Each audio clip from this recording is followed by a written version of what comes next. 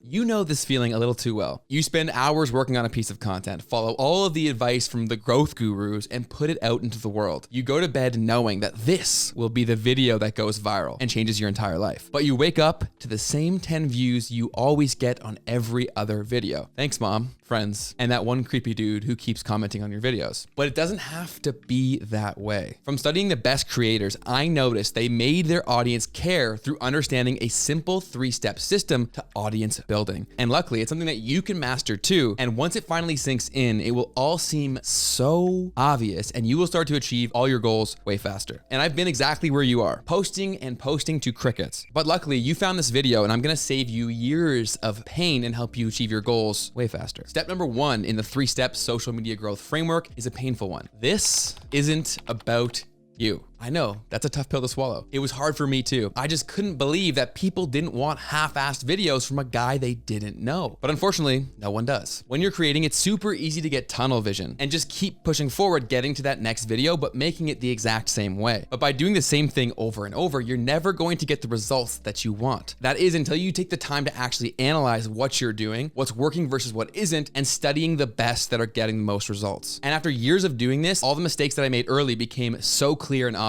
The most successful creators go above and beyond to make it all about their audience. They figure out who their audience is, they figure out what their wants, needs, and fears are, and this allows them to create content their audience wants and needs before they even realize they want it, which is the ultimate hack. And this is so critical that until you get this level of understanding for who you're trying to reach, you won't break through in a competitive space. People just don't know who you are, and we are all naturally selfish. The first thing your potential audience is asking is what's in it for them. And you should be thinking about what's in it for them first as well. This whole social media thing is a trade. Never forget that. When consuming your content, a viewer is trading their most valuable resource, their time. And if it's not a fair trade, you can't expect people to watch. And this is exactly why Mr. Beast obsesses over reinvesting all of his time and money back into improving the quality of his content for his viewers. All the best creators do this, and you should too. But you also don't need to invest crazy amounts of money like he does. Just putting in extra thought and effort can get you so much closer to breaking through. So now that I've successfully crushed your ego, let's continue to roast ourselves in the name of getting better and move on to step 2 in the framework. Kill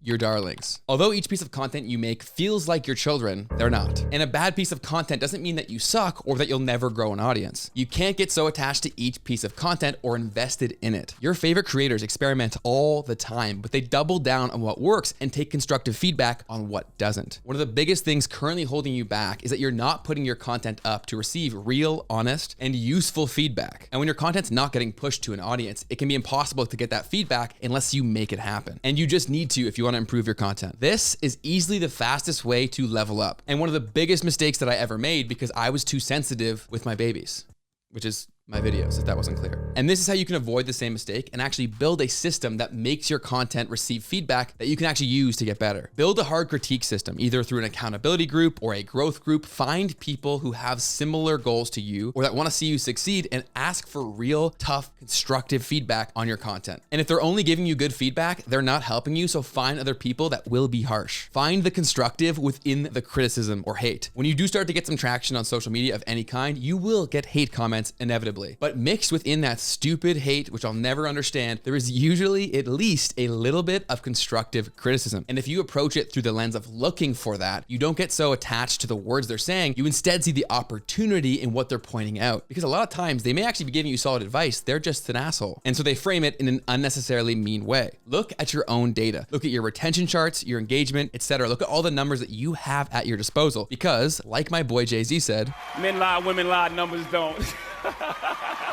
And finally, improve your ability to tell stories and constantly be working them into your content. Stories are the most powerful things that we have as a communication tool to get people interested. And as a social media creator, that is all you're doing all the time. And even in boring niches, those that tell the best stories win. So constantly be looking for opportunities to tell stories and read the room. When you're telling a story, you can tell if someone's engaged. And the same is true when someone's watching your video and you're telling a story. If they click off and stop watching, it probably wasn't a captivating story, and you can probably improve improve. Ditch your ego and you'll find the views. Step 3 is the most important one because it really brings everything together. Without getting this right, no one will even see your content, making it all pointless, no matter how good it is. Like I mentioned earlier, when someone commits to watching your video, they are trading their time and attention, something super valuable. But how they make that decision in the first place all comes down to how they respond to a fancy thing called content packaging. And this is something you need to understand and get good at to grow an audience. Content packaging is what a potential viewer is exposed to before making the commitment to consume that piece of content. And this will be different on every platform. For example, on TikTok, the content packaging is just the first few seconds of the video because the algorithm completely dictates what shows up on your feed. Over on Instagram, it's the initial image if you're posting a photo, or hook of a video if you're posting a video, and typically the first line of your caption as well. And here on YouTube, content packaging is the title of the video, the thumbnail for the video, and the hook of the video, which is the first bit of that video. Naturally, with more to get right here on YouTube, it is the hardest, and that's why so many people complain that it's impossible to grow on YouTube, which is just straight up untrue. People are just lazy, and it is hard to get it right. Which brings us to step 3 in the framework. Your content packaging is shit, and it just can't be. Getting your content packaging right for the platform you're trying to grow on is literally a must. And let me give you a metaphor to drive this home. And that was actually a pretty funny pun that you'll get in about 20 seconds. So stick around. All right.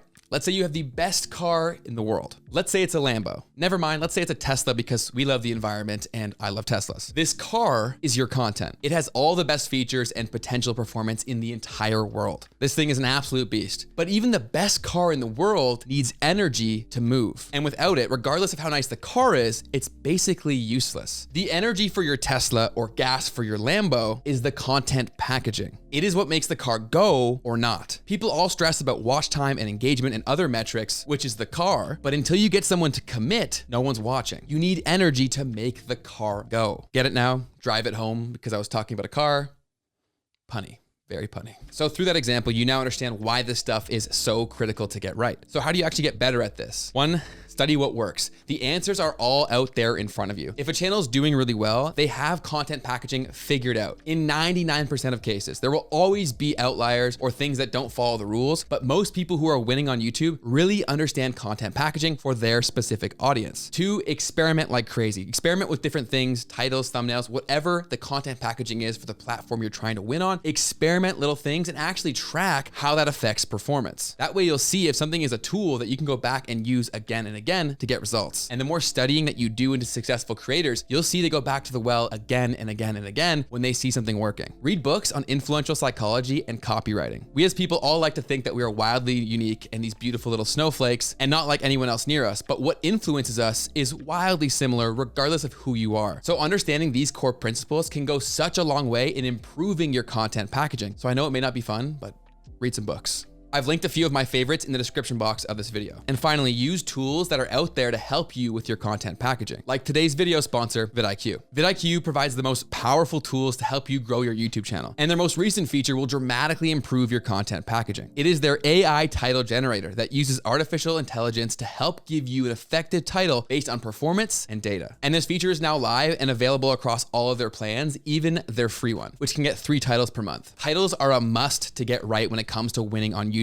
And Vid Iq wants to make this easier for you. Thanks Vid Iq for sponsoring this video and making our lives as creators a little easier. If you want to try Vid Iq out for yourself, you can access a free trial in the link in the description. I also put it in the pinned comment to make it easy for you to find, but I can't recommend Vid Iq enough. I use their tools all the time. And I can't overemphasize how important content packaging really is and how much time needs to be put into developing this skill. But the best part of all of this is that this is actually a skill, which means once you have that skill, you can put it into action again and again, which is why you see creators blowing up new assets all the time, because it's a skill. And arguably the person who's the best at this in the entire world is Mr. Beast. And at a recent paid YouTube event, he walked through his entire strategy to get this right in this video right here. After watching this video, I guarantee you'll be a better YouTuber and get more views. And I'll see you there.